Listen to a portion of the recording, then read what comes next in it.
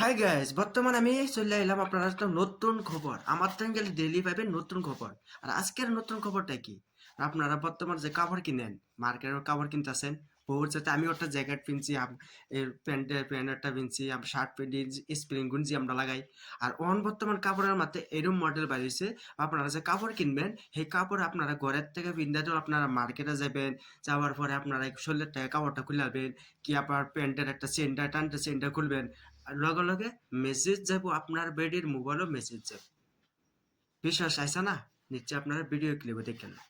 পেণ্টৰ chain খুলিলেই notification যাব আপোনাৰ পত্নীৰ মোবাইলত, লোকেশ্যন সহ মেছেজ যাব আপোনাৰ পত্নীলৈ। শুনতে পাইছেন? তে দেখেন।